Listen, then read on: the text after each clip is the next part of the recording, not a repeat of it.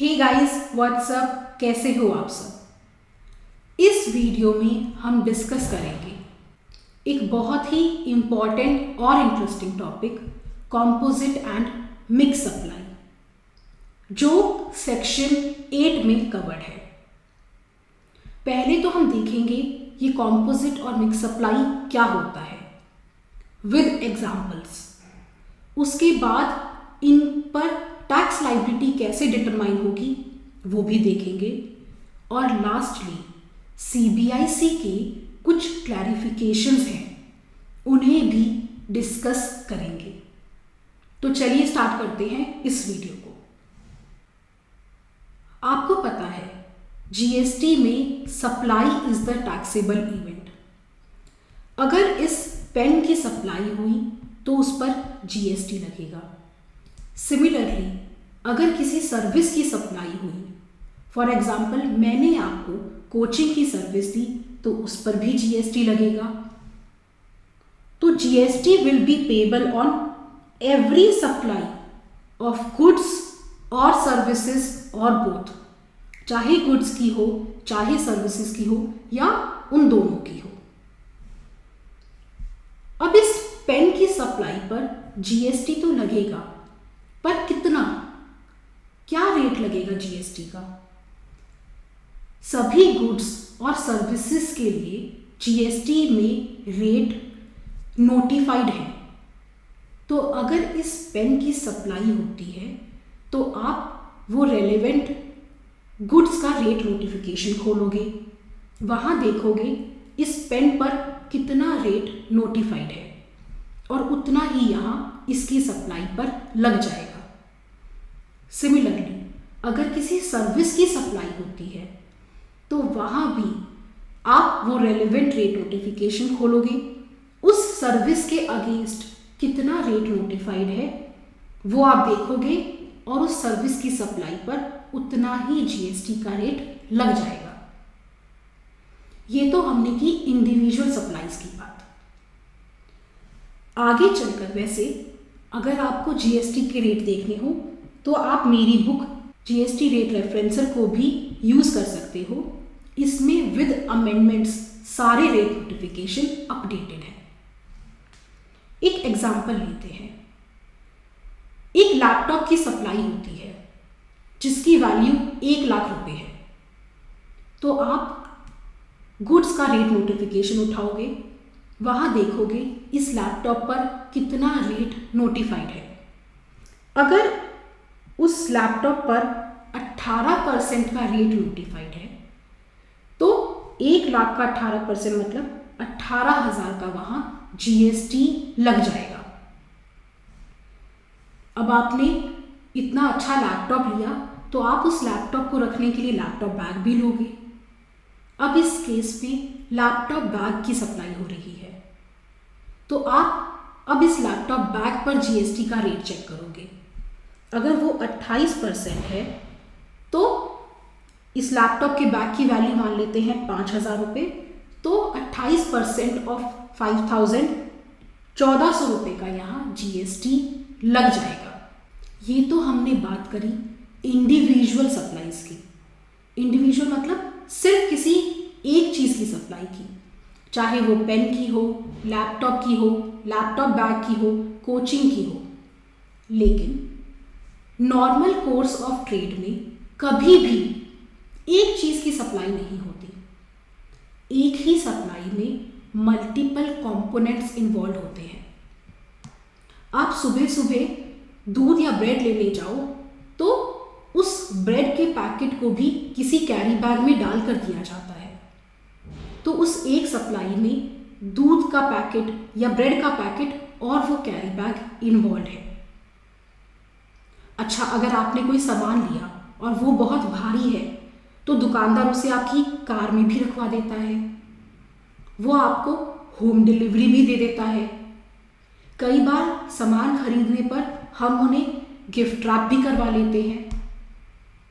तो एक ही सप्लाई में कैरी बैग की सप्लाई, पैकिंग की सप्लाई, गिफ्ट रैपिंग की, होम डिलीवरी की, बहुत सारे कंपोनेंट्स इन्वॉल्व हो सकते हैं। अब अब ऐसी सिचुएशंस में दिक्कत आती है कि आप उस पूरी सप्लाई को किस तरह क्लासिफाई करोगे। क्या कहोगे, वो पैकिंग की सप्लाई है, वो होम डिलीवरी की सप्लाई है, वो जो आपने सामान लिया उसकी सप्लाई है, और वहां पर जीएसटी की लायबिलिटी कैसे डिटरमाइन करोगे। इन्हीं क्वेश्चंस का आंसर मिलता है कॉम्पोजिट और मिक्स सप्लाई में। अगर आप एसी खरीदते हो तो एसी के साथ उसकी इंस्टॉलेशन जनरली साथ में दी जाती है। जो इंस्टॉलेशन की सर्विस होती है 500 या 1000 रुपए की, वो आप बाहर से भी करवा सकते हो, लेकिन अगर आपने 50,000 का एसी खरीदा तो एसी वाला उसकी इंस्टॉलेशन की सर्विस आपको साथ में ही दे देता है। तो यहाँ एक ही सप्लाई में एसी भी इन्वॉल्व है और उसकी इंस्टॉलेशन सर्विस भी इन्वॉल्व है। तो यहाँ ये किस सप्लाई की तरह आइडेंटिफाई होगा। अच्छा ये छोड़ो, ये बताओ यहाँ मेन सप्लाई किसकी है, उस एसी की या इंस्टॉलेशन की। आपने एसी खरीदा, उसके साथ इंस्टॉलेशन की सर्विस आई, तो यहां मेन सप्लाई एसी की है। सिमिलरली जब आप मोबाइल खरीदते हो तो उसके साथ चार्जर दिया ही जाता है। मोबाइल और चार्जर को एक बंडल बनाकर इकट्ठा करके एक डब्बे में पैक करके आपको दिया जाता है। अगर मोबाइल के साथ चार्जर नहीं दिया तो आप उसे यूज कैसे करोगे। तो यहां पर भी मोबाइल और चार्जर दो चीजों की सप्लाई हो रही है। अब ये सप्लाई किस तरह आइडेंटिफाई होगी, उस मोबाइल की या उस चार्जर की। यहां भी चार्जर मोबाइल के साथ दिया गया है। चार्जर एक एंसिलरी सप्लाई है, मेन सप्लाई उस मोबाइल की है। तो इस पूरी सप्लाई को आप मोबाइल की सप्लाई की तरह ट्रीट करोगे। आप कोई इलेक्ट्रॉनिक आइटम खरीदो, वॉशिंग मशीन, फ्रिज एटसेट्रा, तो उसके साथ कम से कम 1 साल की वारंटी तो आती ही आती है कि अगर वो फ्रिज खराब हो गया, वो वॉशिंग मशीन खराब हो गई तो उसे ठीक कर दिया जाएगा। तो यहाँ पर भी फ्रिज और वारंटी दो सप्लाईज एक साथ दी जा रही है। In the normal course of business ये इलेक्ट्रॉनिक आइटम और वारंटी की सर्विस एक साथ दी ही जाती है। और ऐसी ही सप्लाईज को कॉम्पोजिट सप्लाई बोलते हैं। कॉम्पोजिट सप्लाई मतलब जहां पर 2 या 2 से ज्यादा 2 और मोर टैक्सेबल सप्लाईज आपको दी जाए। फ्रिज के साथ वारंटी की, मोबाइल के साथ चार्जर की, एसी के साथ इंस्टॉलेशन की। तो यहां पर 2 या 2 से ज्यादा टैक्सेबल सप्लाईज दी जा रही है। टैक्सेबल सप्लाईज का मतलब होता है जिन पर जीएसटी में टैक्स लग सकता है। अगर बात करें शराब की, alcoholic liquor for human consumption, क्या उस पर जीएसटी लग सकता है? नहीं, उसे तो पहले ही जीएसटी के दायरे से बाहर रखा हुआ है। तो शराब यहां पर एक टैक्सेबल सप्लाई नहीं है। सिमिलरली वो 5 petroleum products, petrol, aviation turbine fuel etcetera, उन्हें भी टेम्परेरी जीएसटी के दायरे से बाहर रखा है। तो वो भी यहां पर टैक्सेबल सप्लाई नहीं है। फिर हमने देखा था मनी और सिक्योरिटी की सप्लाईज पर भी जीएसटी नहीं लगता, क्योंकि ना तो वो गुड्स हैं और ना ही वो सर्विस है। तो अगर उनकी सप्लाई होती है तो वो भी कोई टैक्सेबल सप्लाई नहीं है। लास्टली वो शेड्यूल 3 में दिए गए सभी एक्टिविटीज और ट्रांजैक्शन, वो भी सप्लाई की डेफिनेशन से बाहर रखे हैं, उन पर भी जीएसटी नहीं लग सकता। तो यहां पे सिर्फ और सिर्फ हम टैक्सेबल सप्लाईज की बात कर रहे हैं।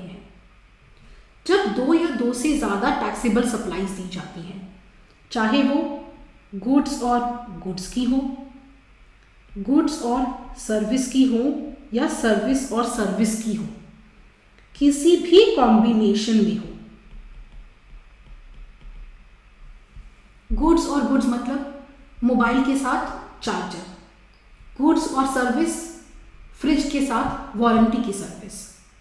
तो कोई भी कॉम्बिनेशन में हो, लेकिन अगर वो नेचुरली बंडल्ड है इन दी ऑर्डिनरी कोर्स ऑफ बिजनेस, अगर ऑर्डिनरी कोर्स ऑफ बिजनेस में, अगर नॉर्मल कोर्स ऑफ ट्रेड में वो नेचुरली बंडल है, मतलब वो इकट्ठी दी जाती है।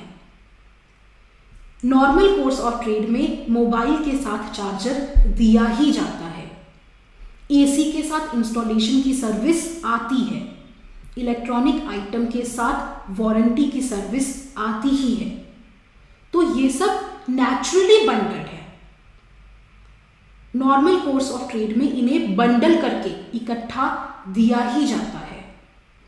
ये आर्टिफिशियली इकट्ठे नहीं किए गए। नेचुरली का अपोजिट होता है आर्टिफिशियली। ये आर्टिफिशियली इकट्ठे नहीं है। इसके बाद हम आर्टिफिशियली बंडल का भी एग्जाम्पल देखेंगे, डोंट वरी। लेकिन अभी हम बात कर रहे हैं उन सप्लाईज की जो in the ordinary course of business, mobile के बिजनेस में चार्जर साथ में आता है, इलेक्ट्रॉनिक आइटम्स के बिजनेस में वारंटी साथ में दी जाती है।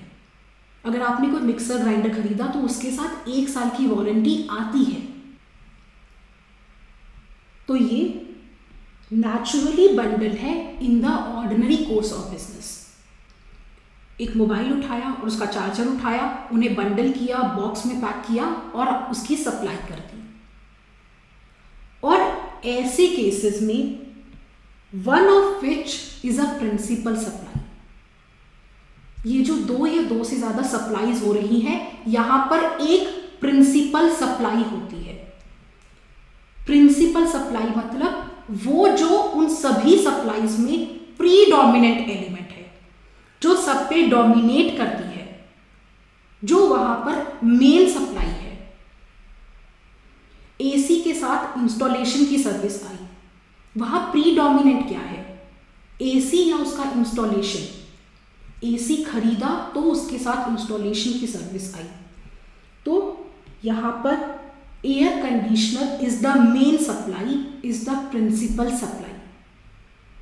मोबाइल और चार्जर में प्रीडोमिनेंट एलिमेंट है मोबाइल, तो ये नेचुरली बंडल्ड है, ऑर्डिनरी कोर्स में साथ में देते हैं, लेकिन यहां पर एक सप्लाई डोमिनेटिंग है, वो है मोबाइल की, जिसे प्रिंसिपल सप्लाई कहेंगे।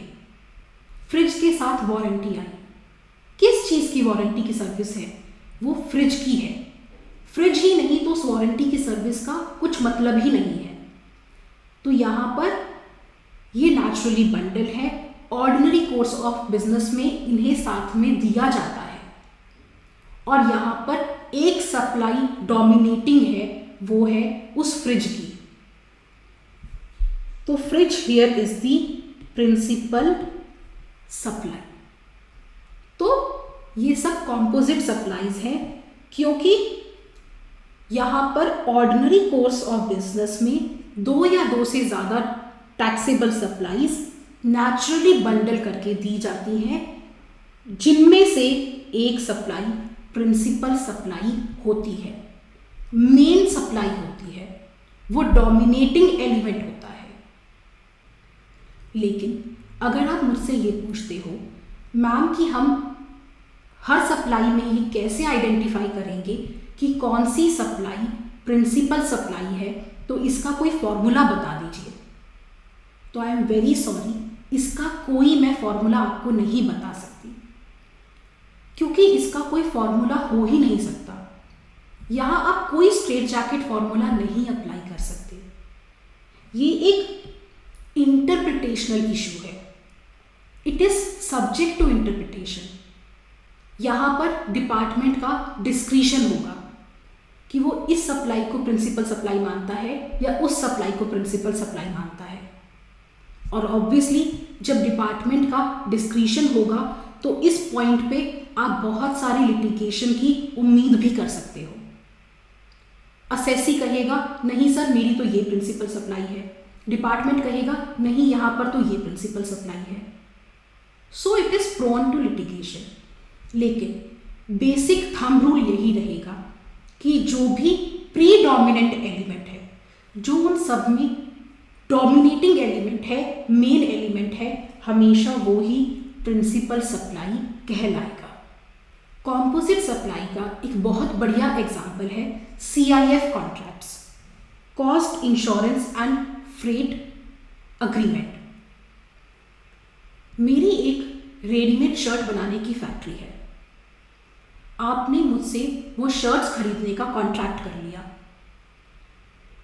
अब वहां पर ये कॉन्ट्रैक्ट हुआ कि मैं वो शर्ट्स पैक करके उन्हें आपके शोरूम तक ट्रांसपोर्ट करूंगी, डिलीवर करूंगी, और साथ ही साथ ड्यूरिंग दैट ट्रांजिट मैं उन गुड्स को इंश्योर भी, उनका इंश्योरेंस भी करवाऊंगी। तो ये एक CIF कॉन्ट्रैक्ट है। मतलब जब तक बायर तक वो गुड्स नहीं पहुंच जाती वो सेलर की रिस्पॉन्सिबिलिटी है। अब ये एक कॉम्पोजिट सप्लाई है, चेक करते हैं कैसे। क्या यहाँ पर 2 या 2 से ज़्यादा टैक्सेबल सप्लाईज हो रही हैं? यहाँ तो 4 टैक्सेबल सप्लाईज हो रही हैं। पहली उन गुड्स की, वो जो शर्ट्स मैंने भेजी। सेकंड उनको पैक करने की। थर्ड वो जो मैंने आपको ट्रांसपोर्ट की सर्विस दी आपके शोरूम तक वो। और फोर्थ जो मैंने ड्यूरिंग ट्रांजिट उन्हें इंश्योर करवाया, वो इंश्योरेंस की सर्विस की। तो यहां पर 4 टैक्सेबल सप्लाईज दी जा रही हैं। क्या ये नेचुरली बंडल है in the ordinary course of business? बिल्कुल। एक CIF कॉन्ट्रैक्ट में ये ऑर्डिनरी कोर्स ऑफ बिजनेस में इकट्ठे बंडल करके दी ही जाती हैं, तभी इसे cost insurance and freight contracts कहते हैं। तो ये नेचुरली बंडल भी हैं। अब यहां पर कौन सी प्रिंसिपल सप्लाई है, कौन सी सप्लाई प्रीडोमिनेंट एलिमेंट है? उन गुड्स की, उस पैकिंग मटेरियल की, उस ट्रांसपोर्ट की या इंश्योरेंस की? वो पैकिंग किसकी करी गई? उन शर्ट्स की। ट्रांसपोर्टेशन किसका किया गया? उन शर्ट्स का। और ड्यूरिंग दैट ट्रांजिट इंश्योर भी किन्हें करवाया गया? उन शर्ट्स को, उन गुड्स को। तो यहां पर प्रिंसिपल सप्लाई उन गुड्स की हो रही है। तो अगर हमें यहां पर अब GST की लायबिलिटी निकालनी है इस सप्लाई पर, तो किसका रेट लगेगा? गुड्स का, पैकिंग मटेरियल का, ट्रांसपोर्ट का या इंश्योरेंस की सर्विस का? तो उसके लिए कहा गया है पहले तो ऐसे जब कॉम्पोजिट सप्लाईज होंगी तो वहां पर उस पूरी सप्लाई को आप प्रिंसिपल सप्लाई की तरह ट्रीट करोगे। तो इस CIF में जो 4 टैक्सेबल सप्लाईज हो रही हैं, goods, packing material, transport, insurance, उन सभी को आप उन गुड्स की सप्लाई की तरह ट्रीट करोगे कि वो पूरी की पूरी एक उन गुड्स की सप्लाई है। और इसलिए वहां पर उस पूरी सप्लाई पर, मेन सप्लाई मतलब प्रिंसिपल सप्लाई उन गुड्स की, और उन एंसिलरी सप्लाईज पर, पैकिंग, ट्रांसपोर्ट, इंश्योरेंस पर वही GST रेट लगाओगे जो उस प्रिंसिपल सप्लाई का है। जो भी उस मेन सप्लाई, प्रिंसिपल सप्लाई पर GST का रेट नोटिफाइड है, वही रेट यहां पर उस पूरी की पूरी सप्लाई पर लग जाएगा।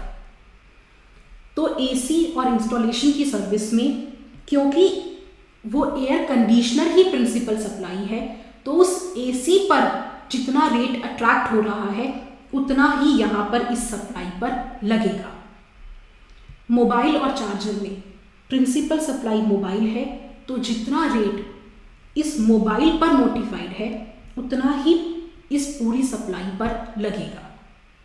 हमने वीडियो की स्टार्टिंग में एक एग्जाम्पल लिया था कि एक लैपटॉप है जिसकी वैल्यू थी 1 लाख रुपए, उस पर जीएसटी का रेट है 18%।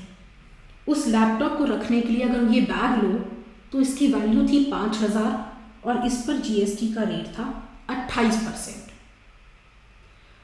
अब वो दुकानदार अगर आपको ये दोनों चीज़ नेचुरली बंडल करके देता है कि सर ऐसा करो, आप 1,02,000 में ये दोनों चीज़ मुझसे ले जाओ, तो ये नेचुरली बंडल है in the course of trade. यहाँ पर प्रिंसिपल सप्लाई लैपटॉप की है या लैपटॉप बैग की? यहाँ पर प्रिंसिपल सप्लाई इस लैपटॉप की है। तो इस पूरी ट्रांजैक्शन पर, इस पूरी सप्लाई पर रेट भी लैपटॉप का ही लगेगा जो कि है 18%। तो अब इस 1,02,000 की वैल्यू पर 18% जीएसटी लग जाएगा। ये तो थी कॉम्पोजिट सप्लाई की बात। अब एक और एग्जांपल लेते हैं। अगर एक किराने वाला एक स्कीम निकालता है कि इस 500 रुपये के आटे के साथ 100 रुपये की कोल्ड ड्रिंक की बोतल फ्री, मतलब 500 रुपये में आपको आटा और कोल्ड ड्रिंक दोनों मिल रहे हैं। क्या ये एक कॉम्पोजिट सप्लाई है? चेक करते हैं। टी मतलब क्या यहाँ पर 2 या 2 से ज़्यादा टैक्सेबल सप्लाईज दी जा रही है? बिल्कुल, एक उस आटे की और दूसरी उस कोल्ड ड्रिंक की, दोनों टैक्सेबल सप्लाईज हैं। लेकिन क्या इन्हें ऑर्डिनरी कोर्स ऑफ बिजनेस में नेचुरली बंडल करके दिया जा रहा है? क्या नॉर्मल कोर्स ऑफ ट्रेड में आटे और कोल्ड ड्रिंक को इकट्ठा बेचा जाता है? नहीं। तो ये नेचुरली बंडल नहीं है। और क्या यहां पर कोई एक प्रिंसिपल सप्लाई है? क्या आप कह सकते हो आटे और कोल्ड ड्रिंक में से कौन सी सप्लाई प्रिंसिपल सप्लाई है, कौन सी सप्लाई प्रीडोमिनेंट है? नहीं। तो ये एक कॉम्पोजिट सप्लाई नहीं है, ये एक मिक्स सप्लाई है। यहां 2 और मोर टैक्सेबल सप्लाईज तो जरूर दी जा रही है, उस आटे की और उस कोल्ड ड्रिंक की, लेकिन वो in the ordinary course of business naturally bundled नहीं है। उन्हें आर्टिफिशियली बंडल किया गया है, आर्टिफिशियली इकट्ठा दिया जा रहा है, और वहां पर कोई भी प्रिंसिपल सप्लाई नहीं है। तो ये एक मिक्स सप्लाई है जहां पर 2 या 2 से ज्यादा टैक्सेबल सप्लाईज दी जा रही हैं फॉर अ सिंगल प्राइस। इस 500 रुपये की वैल्यू में आपको आटा और कोल्ड ड्रिंक दोनों मिल रहे हैं, लेकिन ये एक कॉम्पोजिट सप्लाई नहीं है। ये एक आर्टिफिशियली इकट्ठी करी हुई सप्लाई है, आर्टिफिशियली बंडल सप्लाई है।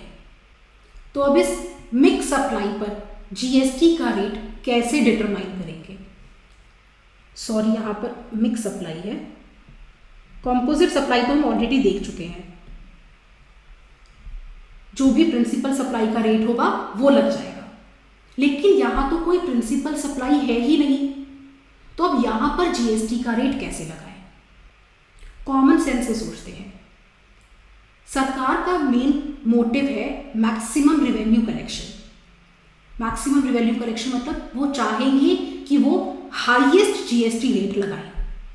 तो उन्होंने क्या कहा, भाई तुम अगर जबरदस्ती चीजों को इकट्ठा कर कर बेच रहे हो, आर्टिफिशियली बंडल कर कर बेच रहे हो, मिक्स सप्लाई मतलब कर रहे हो, तो हम उस पूरी सप्लाई को इस तरह से ट्रीट करेंगे कि वो उस चीज की सप्लाई हो रही है जहां पर हाईएस्ट रेट ऑफ टैक्स है।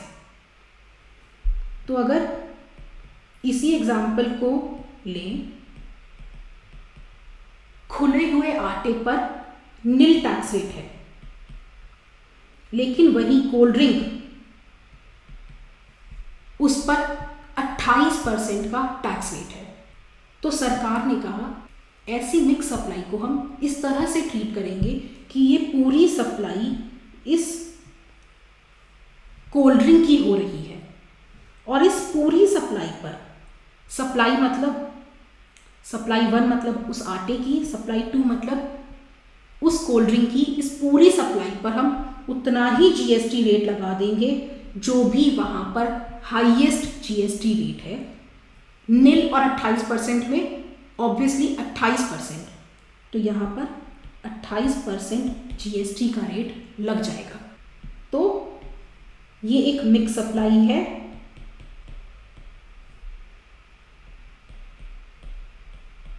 और यहाँ इस पूरी सप्लाई पर 28% रेट लग जाएगा।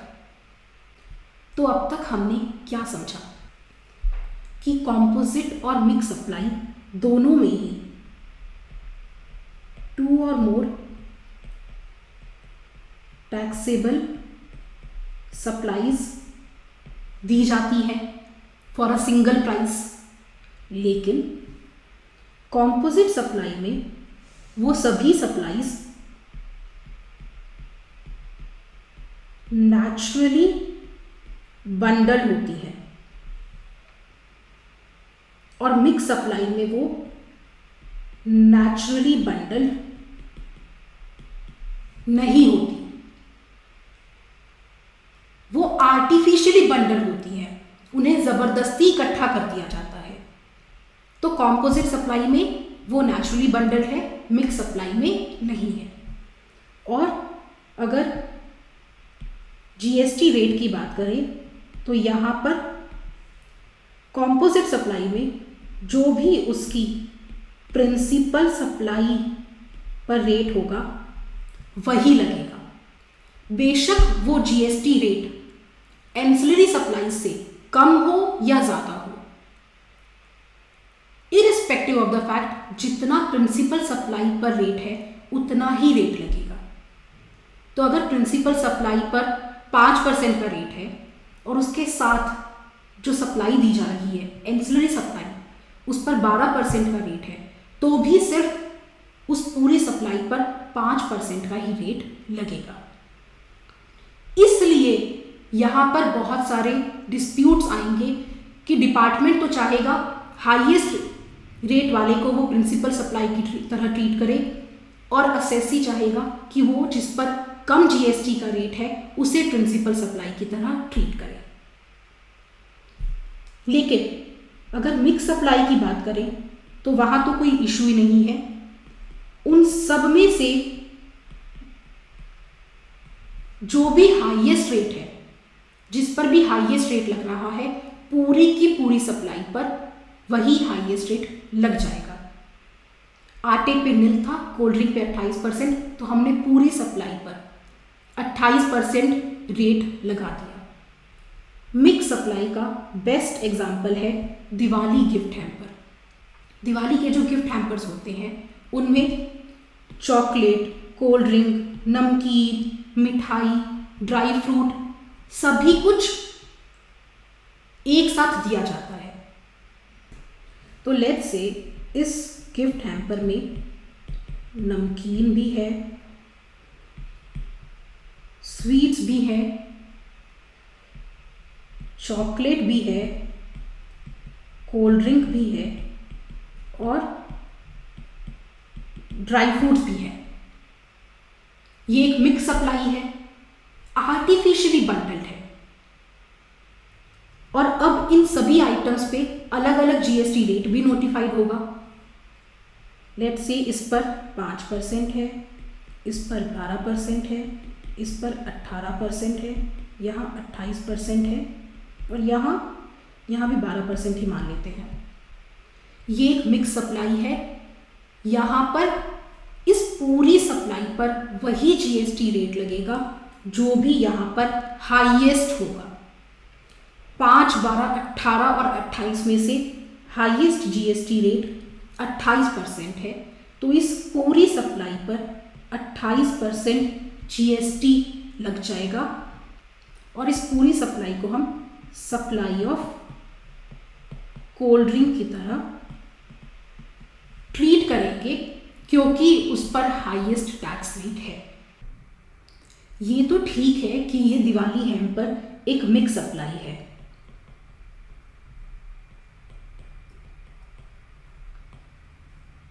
लेकिन जरा सोचिए कि अगर इस चॉकलेट का, कोल्ड ड्रिंक का, नमकीन का, ड्राई फ्रूट्स का अलग अलग प्राइस मेंशन्ड है, तब भी क्या ये एक मिक्स सप्लाई होगी?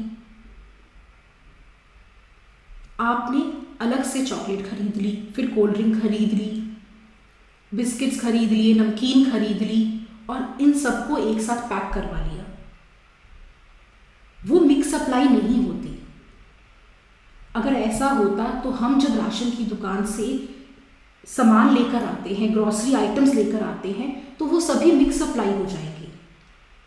मिक्स सप्लाई होने के लिए ये बहुत ज़रूरी है, ये एसेंशियल है कि वहाँ पर वो सभी चीज़ें फॉर अ सिंगल प्राइस दी जा रही हो। अगर ये पूरा gift hamper for a single price दिया जाएगा तभी वो एक मिक्स सप्लाई होगी, वरना तो सिर्फ एक पेपर पर इनका अलग अलग रेट लिख दिया और उसे टोटल कर दिया, उससे वो मिक्स सप्लाई नहीं होगी।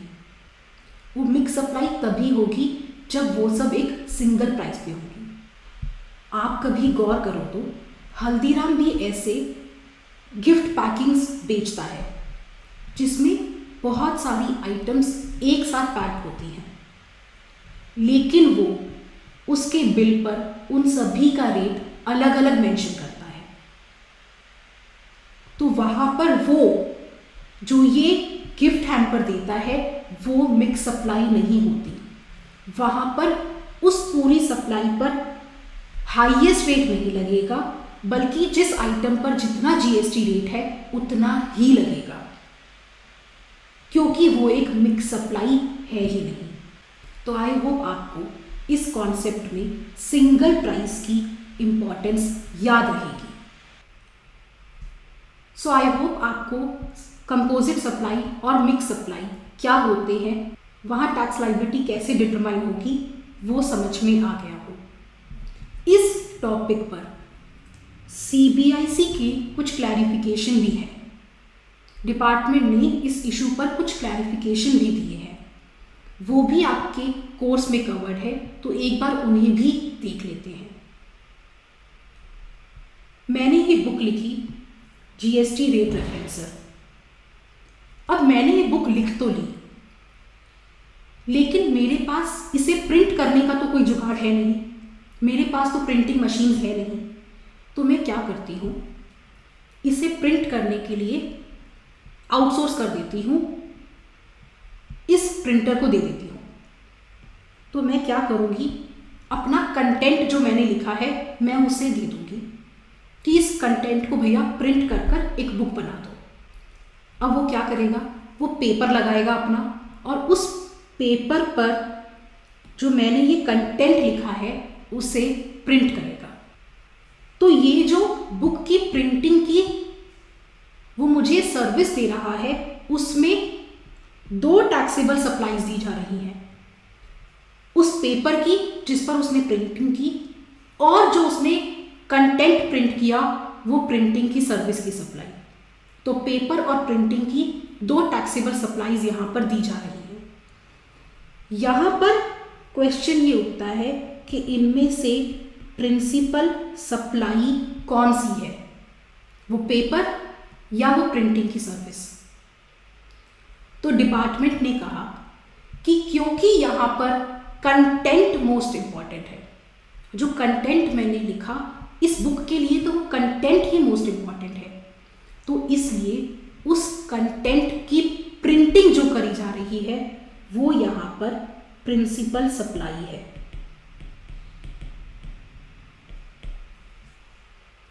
ना कि वो पेपर जिस पे वो प्रिंटिंग की गई। तो ऐसे केसेस में books, pamphlets, brochures, annual reports etcetera, जहां पर कंटेंट सबसे ज़्यादा इंपॉर्टेंट होता है, कंटेंट के बिना उन चीज़ों का कोई मायने ही नहीं है। ब्रोशर हो, कोई बुक हो, आप बुक उसके कंटेंट के लिए पढ़ते हो, कोई एनुअल रिपोर्ट हो, कोई पैम्फलेट हो, तो ऐसे केसेस में उनकी प्रिंटिंग ही प्रिंसिपल सप्लाई होगी, ना कि वो पेपर वगैरह जो उसने इनपुट्स यूज़ किए। लेकिन अगर कंटेंट इंपॉर्टेंट ना हो, फॉर एग्जाम्पल एनवलप्स पे, लेटर कार्ड्स पे, बॉक्सेस पे, टिश्यूज पे, नैपकिन्स पे, तो क्या होगा? मेरा एक रेस्टोरेंट है और मैंने अपने रेस्टोरेंट के लिए टिश्यू पेपर, नैपकिन्स प्रिंट करवाने के लिए दिए और इससे कहा कि भैया उन पर मेरा रेस्टोरेंट का लोगो लगा देना, डिज़ाइन लगा देना। अब यहाँ पर भी उन नैपकिन्स पर, उन गुड्स पर वो मेरा डिज़ाइन मुझे प्रिंट करके देगा। यहाँ पर प्रिंसिपल सप्लाई कौन सी होगी? यहाँ पर प्रिंसिपल सप्लाई उन गुड्स की होगी, उन टिश्यूज़ की होगी, उन नैपकिन्स की होगी, ना कि उस लोगो प्रिंटिंग की, क्योंकि यहाँ पर कंटेंट उतना इम्पॉर्टेंट नहीं है। तो ऐसे केसेस में it will be treated as supply of goods और उन गुड्स पर जो भी जीएसटी रेट होगा वो यहाँ पर लग जाएगा। तो जहाँ कंटेंट इंपॉर्टेंट है वहाँ प्रिंटिंग प्रिंसिपल सप्लाई है, जहाँ कंटेंट इंपॉर्टेंट नहीं है वहाँ वो गुड्स प्रिंसिपल सप्लाई है। नेक्स्ट क्लैरिफिकेशन की बात करें तो अक्सर जब हमारी कार बहुत ज़्यादा चल लेती है, आपने अपनी कार बहुत यूज़ कर ली, तो जो कार के टायर होते हैं वो रोड पर घिसने की वजह से, रोड पर चलने से जो फ्रिक्शन पैदा होता है उनके बीच में, उससे जो टायर का रबड़ है वो घिसने लगता है। तो ऐसे में क्या किया जाता है, उन टायर्स की रीट्रेडिंग की जाती है। रीट्रेडिंग मतलब उन टायर्स पर फिर से रबड़ चढ़ाया जाता है। जैसा आपको इमेज में दिख रहा है, यहाँ ये रबड़ उस टायर पर फिर से चढ़ाया जा रहा है। तो आपने अपने टायर की रीट्रेडिंग करवाने के लिए उस मैकेनिक को दिया। अब जब वो रीट्रेडिंग करेगा तो वो रबड़ की सप्लाई है एक तो, जो वो रबड़ लगा रहा है, और दूसरी रबड़ लगाने की सर्विस, वो रीट्रेडिंग की सर्विस। तो यहाँ पर दो टैक्सेबल सप्लाईज हो रही हैं। एक तो रबड़ की जिसको लगाया जा रहा है, और दूसरी रबड़ लगाने की सर्विस, रीट्रेडिंग जिसे कहते हैं। अब यहाँ पर इशू ये है कि इनमें से प्रिंसिपल सप्लाई कौन सी है, वो रबड़ जो उसने यूज़ किया या रीट्रेडिंग की सर्विस। तो डिपार्टमेंट कहता है यहाँ पर रीट्रेडिंग मतलब वो जो सर्विस दे रहा है उस रबड़ को लगाने की, वो यहाँ पर प्रिंसिपल सप्लाई है, और इस पूरी सप्लाई पर वो जीएसटी का रेट लगेगा जो इस सर्विस पर नोटिफाइड है। लेकिन ये सिर्फ एक डिपार्टमेंट का पॉइंट ऑफ व्यू शो करता है, उनकी अंडरस्टैंडिंग शो करता है, ये कोई लॉ नहीं है। आप इससे अग्री भी कर सकते हो और डिसअग्री भी कर सकते हो। फॉर एग्जाम्पल मेरे पॉइंट ऑफ व्यू में यहाँ पर रबड़ को प्रिंसिपल सप्लाई की तरह ट्रीट करना चाहिए, क्योंकि उस टायर का रबड़ घिसा है, वहाँ पर रबड़ को बदला जा रहा है, मेन सप्लाई उस रबड़ की है।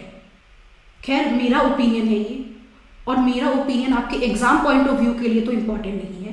तो एग्ज़ाम के लिए तो यही याद रखना कि इस टायर की रीट्रेडिंग ही यहाँ पर प्रिंसिपल सप्लाई है।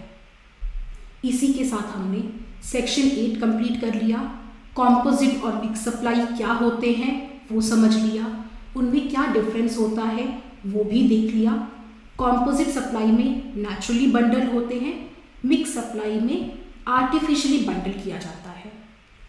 उन पर टैक्स लायबिलिटी कैसे डिटरमाइन होगी वो भी एग्जाम्पल्स के साथ अच्छी तरह समझ लिया। और लास्ट में जो भी CBIC के क्लैरिफिकेशंस थे उन्हें भी देख लिया। अब इस इस टॉपिक के बेसिस पर आपके लिए ये एक प्रैक्टिस क्वेश्चन है।